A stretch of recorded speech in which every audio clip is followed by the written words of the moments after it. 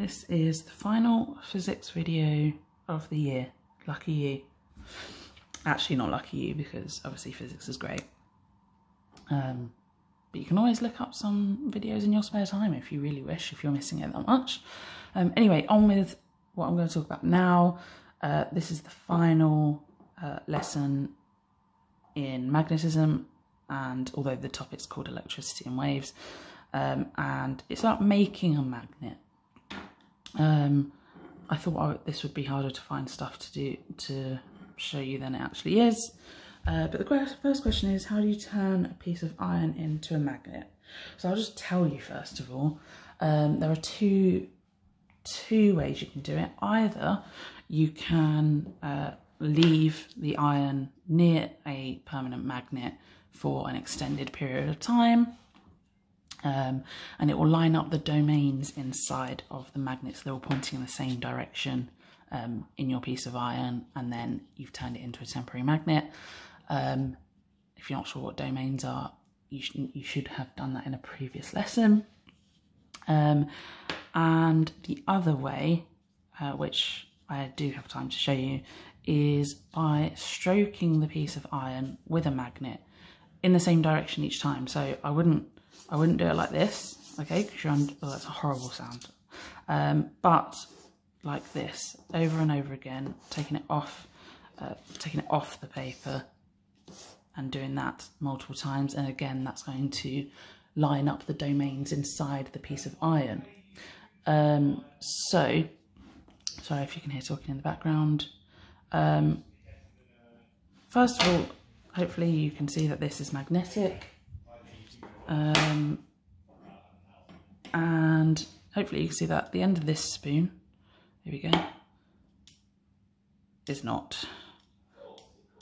But I'm going to show you that I can turn the end of this spoon into a temporary magnet by stroking it lots of times with my magnet. So it doesn't matter which end I choose, but I'm going to choose this end.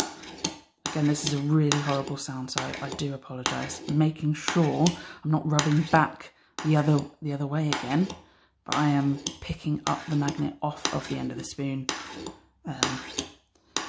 Even though this is not made of iron. Stainless steel. Let's see if that's enough. Please, please, please, please work. Can you see that I've turned the end of the spoon into a magnet? This obviously does not work as well as my permanent bar magnet over there, but it does pick it up.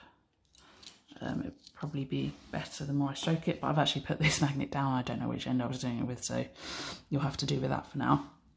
So that's quite cool. So that's something you can try at home as well. The next question is, what happens to a magnetic material when it gets close to a magnet? Well, it's an interesting question in that it's really not interesting at all. If something magnetic gets close to a magnet, it's attracted to the magnet. Simple as that. There we go. You can see it as well. So that's that question. And the final question is, how can you demagnetize a magnet? Again, there are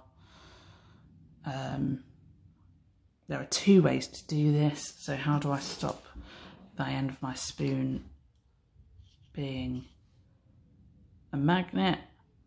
Either I can heat it up, which I'm not going to do now, or I've actually ruined this spoon, or I can drop it or bash it.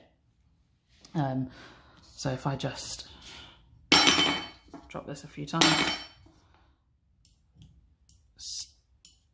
still too much of a magnet. Again, still, hold on a second. Hopefully nope. Why is it every time I make a video Science decided to stop working for me.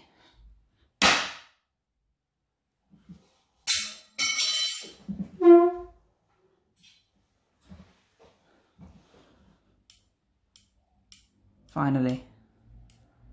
Okay, I've finally dropped it hard enough for it to have demagnetized, because all the domains inside, when I drop it, suddenly point in random directions again, stopping the, oh no, stopping the spoon or the iron or the nickel or cobalt from actually being a magnet. Still magnetic. I haven't stopped the spoon from being magnetic, but it's not a magnet itself. I'm glad that worked in the end. Oh no.